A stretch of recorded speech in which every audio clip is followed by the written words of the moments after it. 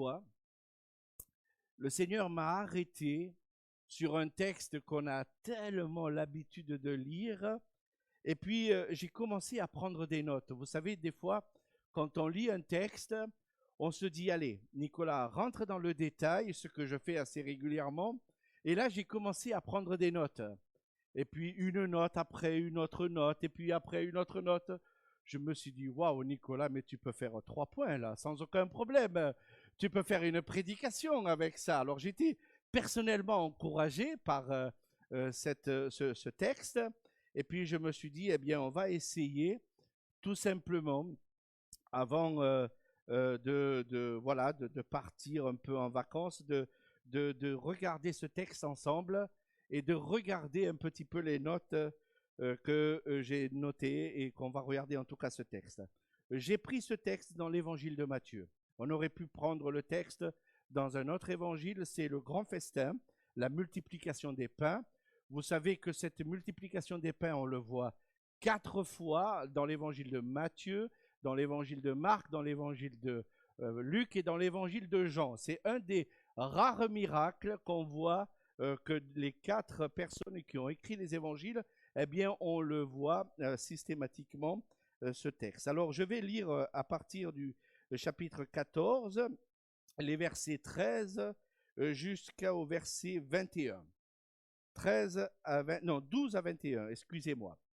Les disciples de Jean vinrent prendre le corps de son corps et l'ensevelir, et ils allèrent l'annoncer à Jésus. À cette nouvelle, Jésus partit de là dans une barque pour se retirer à l'écart dans un lieu désert. Et la foule l'ayant su, sortit des villes et le suivirent à pied. Quand il sortit de la barque, il vint une grande foule. Il fut ému de compassion pour elle et il guérit les malades. Le soir étant venu, les disciples s'approchèrent de lui et ils dirent ce lieu est désert et l'heure est déjà avancée. Renvoie la foule afin qu'elle aille dans les villages pour acheter des vivres. Jésus leur répondit, ils n'ont pas besoin de s'en aller. Donnez-leur vous-même à manger. Mais ils leur dirent, nous n'avons ici que 5 pains et 2 poissons. Et ils dirent, apportez-les-moi. Il fit asseoir la foule sur l'herbe, prit les 5 pains et les 2 poissons, et levant les yeux vers le ciel, il rendit grâce. Puis il rompit le pain et le donna aux disciples, qui les distribuèrent à la foule. Tous mangèrent et furent rassasiés, et l'on apporta 12 paniers pleins de morceaux qui restaient. Ceux qui avaient mangé étaient environ 5000 hommes, sans femmes et les enfants. Faut bien étonner que c'est un festin incroyable, n'est-ce pas? Un festin étonnant. C'est le titre de mon message de ce matin. L'histoire est surprenante, mais au plus vous étudiez ce texte, au plus vous vous dites waouh! Étonnant de voir Jésus nourrir 5000 personnes, sans compter femmes et enfants. Certains commentateurs vont vous dire qu'il y avait là, ce jour-là, entre 15 et 20 000 personnes. Vous pouvez imaginer un petit peu, il n'y avait pas à l'époque ni McDo, ni fast-food à volonté, il n'y avait rien de tout ça. C'était un endroit désert, puisque le texte nous le dit. Il fallait trouver vite une solution. Étonnant de voir des disciples paniquer face à la foule. Renvoie la foule. Verset 15. Allez, débarrasse-nous de ce monde. On n'en a rien à faire. On ne peut pas de toute manière leur donner à manger. Donc renvoie la foule, Seigneur, qu'ils retournent chez eux. Étonnant de voir, n'est-ce pas, le miracle de la multiplication des pains. Je voudrais juste vous rappeler, alors c'est un petit détail que j'ai retenu, mais il y a eu aussi la multiplication des paniers qui restaient. Moi, je vois dans le texte que ce garçon a un seul panier, avec 5 pains et 2 poissons. mais il reste 12 paniers. Je me dis, le Seigneur a aussi permis qu'il y ait des restes, mais en même temps, il y ait aussi la multiplication des paniers. N'est-ce pas? C'est étonnant de voir tous ces petits détails dans ce texte. Alors, le contexte du passage. Il y a deux choses à savoir, deux choses à retenir. Tout d'abord, Jésus venait d'avoir une annonce, c'était la mort de Jean-Baptiste. Le verset 12 nous le rappelle. Et au lieu de réagir à cette annonce, il prend la décision d'aller dans un endroit désertique, d'aller dans un endroit, dans un lieu de désert, sûrement pour prier, parce qu'il savait bien ce qu'il pouvait lui arriver. Mais en même temps, il savait bien aussi que la nation, là où c'est qu'il venait, eh bien, n'allait pas lui faire de cadeaux aussi un petit peu plus tard dans sa vie personnelle. Et puis, la deuxième chose aussi, mais c'est Marc qui nous le dit, les disciples avaient besoin de repos. Ils étaient un peu désespérément besoin de repos, puisque Marc nous le dit dans le verset chapitre 6, verset 31, que les disciples, il y avait un allant et venant dans cette situation, et les disciples avaient besoin eux aussi de se reposer. Donc le Seigneur prend soin aussi du fait que, allez, on va se mettre un petit peu de côté, pendant un temps, on va un petit peu se reposer. Une chose, elle est sûre et certaine, c'est que ce texte nous montre que Jésus fut ému de compassion face à la foule. Nous, on serait paniqués. J'ai eu l'occasion de travailler dans ma vie dans une collectivité en restauration. Et on avait à faire à manger 3000 personnes qui venaient ici tous les midis et tous les soirs. Vous pouvez imaginer un petit peu la logistique pour 3000 personnes à donner à manger. Alors imaginez un petit peu la logistique qu'il y avait là pour toutes ces personnes qu'on devait leur donner à manger. La chose que nous voyons, c'est que Jésus est ému de compassion par rapport à la foule. Et c'est intéressant de le remarquer. Pas de panique, en tout cas pour le Seigneur. Pas de panique. Les disciples ont paniqué. Pas le Seigneur. Quelques caractéristiques de ce texte. Tout d'abord, une foule imposante.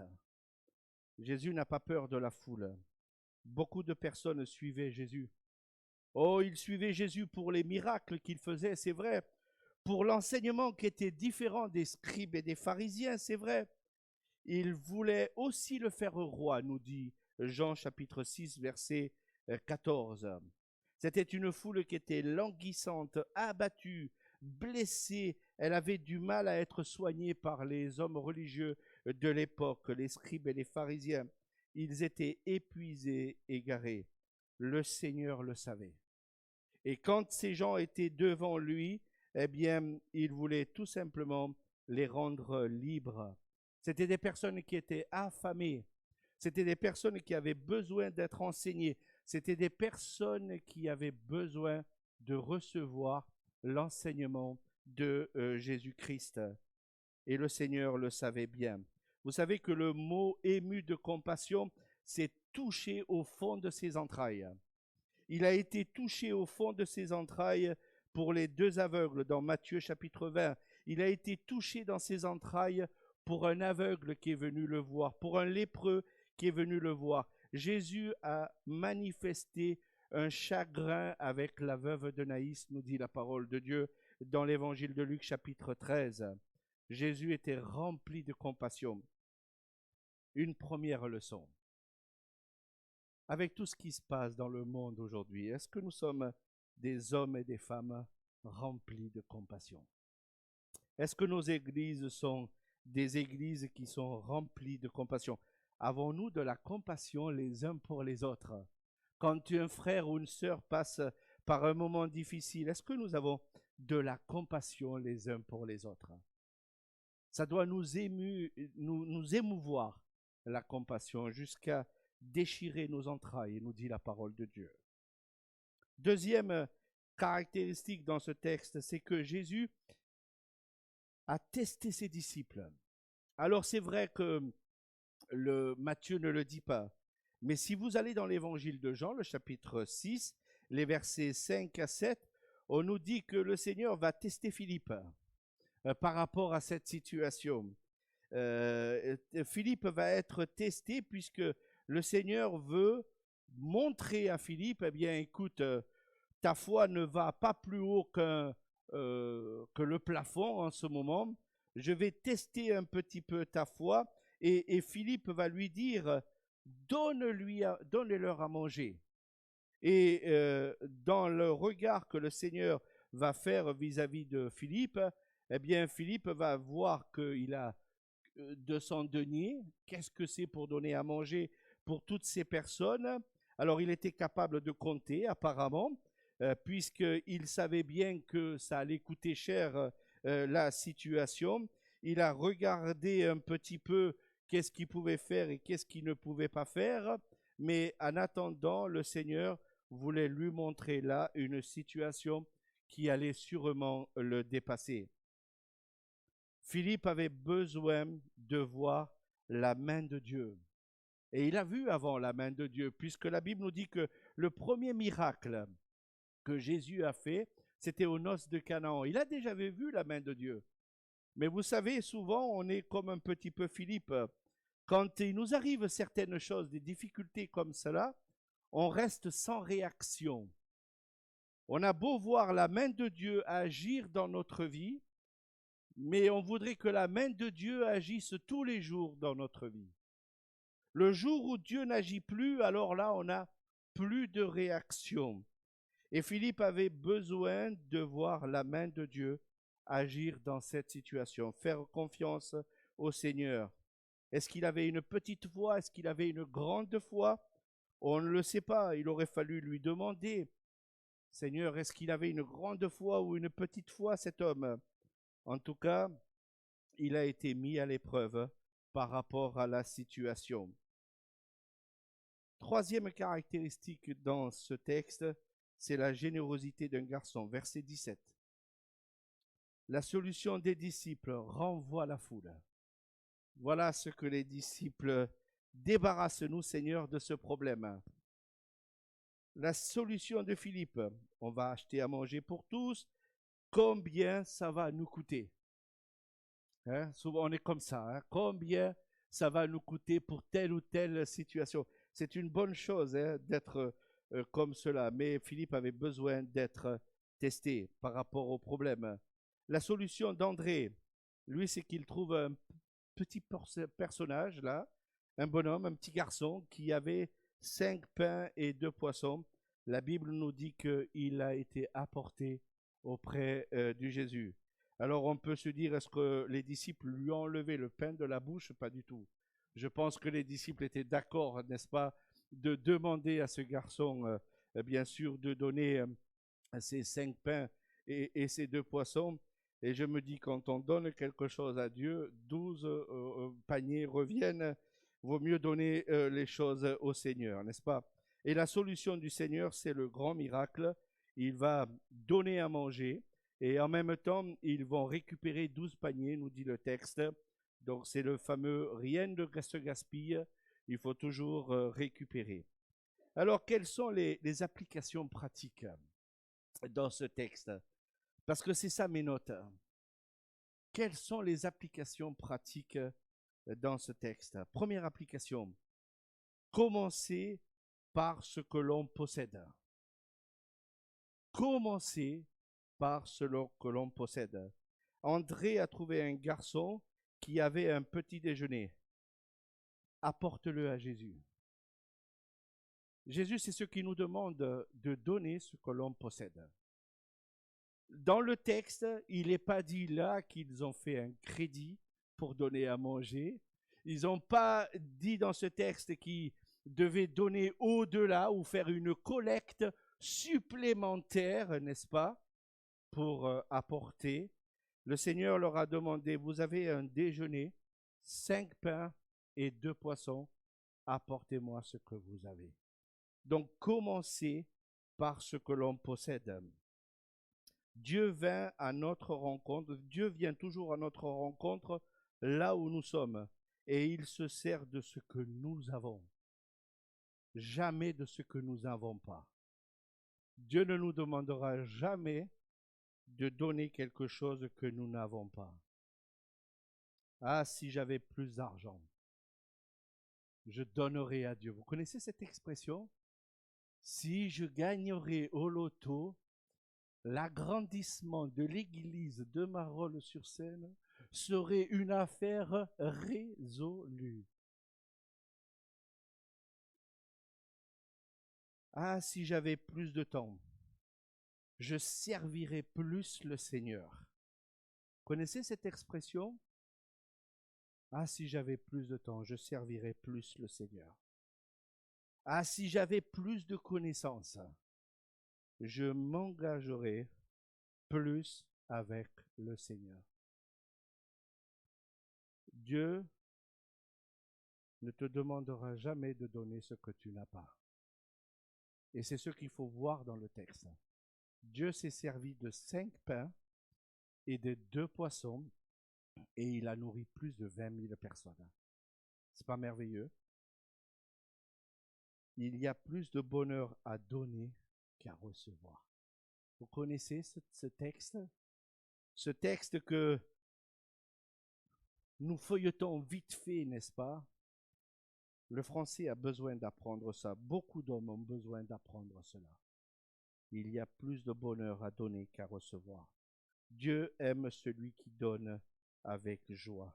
2 Corinthiens, chapitre 9, verset 7. Deuxième application. Donne ce que l'on possède. Donnez à Jésus ce que l'on possède. Jésus n'a pas demandé un restaurant. Hein? Jésus n'a pas donné, on n'a pas donné à Jésus ce qu'il n'avait pas. Ils avaient là que 5 pains et 2 poissons. Jésus ne leur a pas dit, écoutez, 2 poissons, c'est pas suffisant.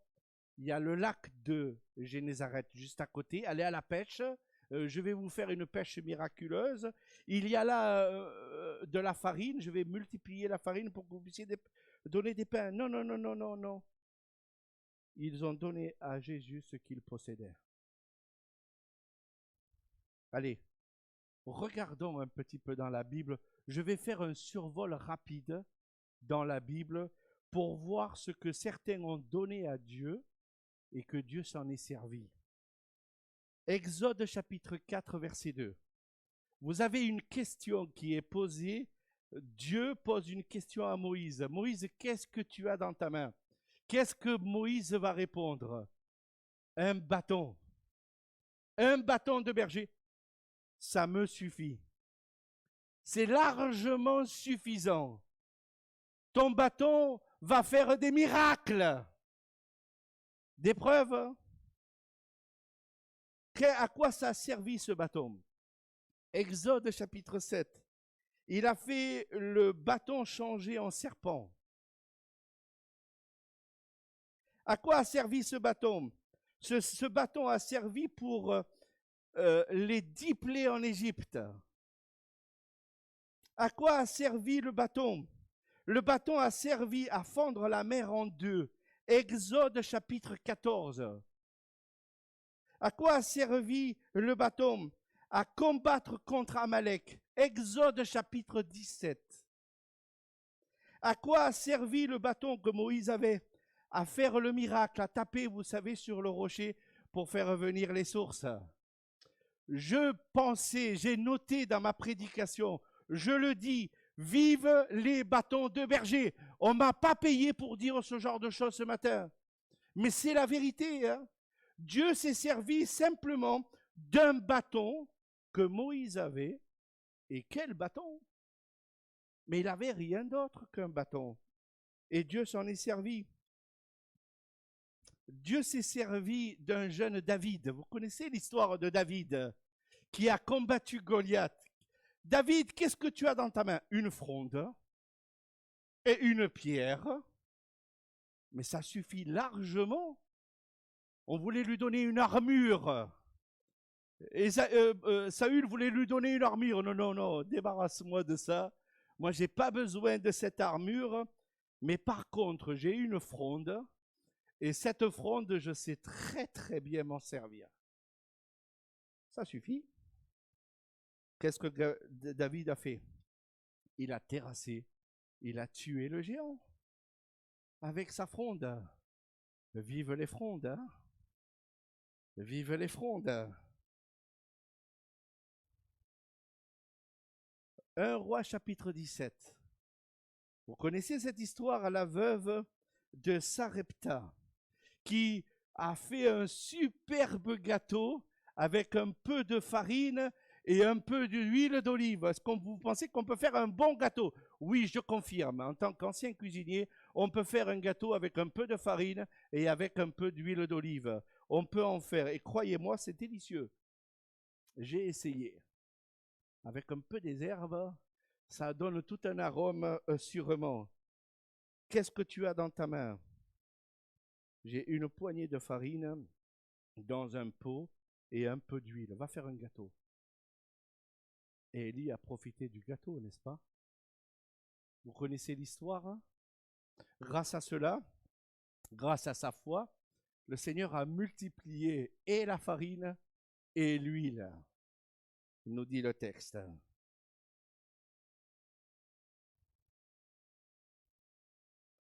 La Bible nous parle d'une veuve dans le Nouveau Testament. Qu'est-ce qu'elle avait dans sa main? Un quart de sou. Marc chapitre 12, verset 49. Ce quart de sou qu'elle a fait, elle a apporté au temple pour aller donner son offrande. Dieu ne lui a pas demandé d'aller faire un crédit pour apporter au temple. Non, non, elle avait simplement un quart de sou. Et la Bible nous dit qu'elle a donné de tout son cœur ce quart de sou. Il y a même plusieurs prédications qui ont été faites depuis ce jour-là, parce qu'elle a donné de tout son cœur.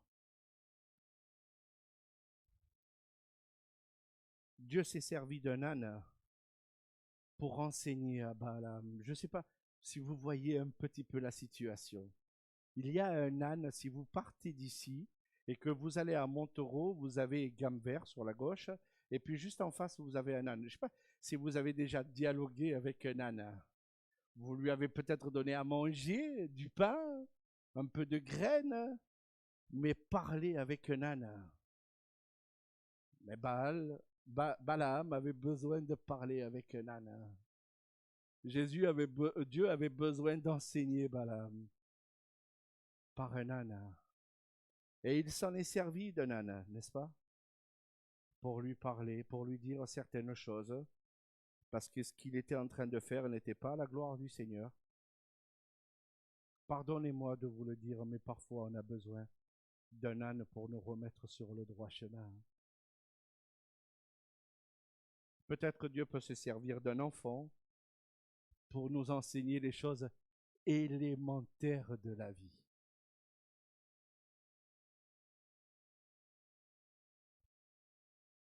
Dieu s'est servi d'une mâchoire d'âne pour tuer 1000 hommes. C'est Samson, l'histoire de Samson. Dieu s'est servi d'une aiguille et du fil. Dorcas. Dorcas, qu'est-ce que tu as dans ta main? J'ai un peu de fil, j'ai une aiguille.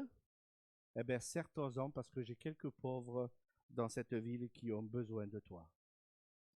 Dieu ne nous demandera jamais de lui donner quelque chose que nous n'avons pas. Un don, un talent doit être donné à Dieu. Si vous en avez, si vous avez un don, si vous avez un talent, donnez-le à Dieu. Et vous allez voir ce qu'il va en faire. Troisième application. Obéissez à l'ordre de Dieu. C'est la dernière application. Obéissez à l'ordre de Dieu. Les disciples ont fait asseoir les gens. Jésus leur a donné et ils ont pris les morceaux de pain, ils les ont distribués et tout le monde était rassasié par rapport à cette situation. Ils ont tout simplement obéi et Dieu leur a donné ce qu'ils avaient besoin de nourriture ce jour-là. Avant, peut-être ils avaient besoin d'un enseignement, ce jour-là, ils avaient besoin de nourriture. Les disciples qui suivent le Maître Nous ne sommes pas des fabricants, mais nous sommes des distributeurs. J'ai regardé ça récemment dans un commentaire, mais je trouve bien l'idée importante, n'est-ce pas? Nous ne sommes pas là pour fabriquer, mais nous sommes là pour distribuer. Distribuer quoi? L'évangile, mes frères et sœurs. Notre responsabilité, tant que le Seigneur n'est pas revenu, de distribuer l'évangile. Un évangile peut changer le cœur humain.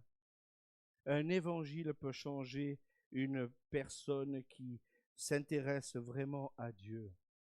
Et nous voyons, Seigneur, par le biais de certains témoignages, ce matin on en a entendu un, mais combien de fois le Seigneur a changé, et nous pourrions nous-mêmes tous ce matin dire, voilà, le Seigneur a changé ma vie pour telle et telle raison. Par contre, moi, je connais ma date. Mais c'est pas grave, Jean-Louis, c'est pas grave si tu la connais pas. Le Seigneur la connaît. C'est ce qui est le plus intéressant dans ton histoire, c'est que le Seigneur connaît le moment où tu l'as accepté en tant que Seigneur et Sauveur. C'est vrai que j'ai noté ma date dans une Bible, mais quelle importance, hein? Ce qui est fait de cœur doit être fait de cœur.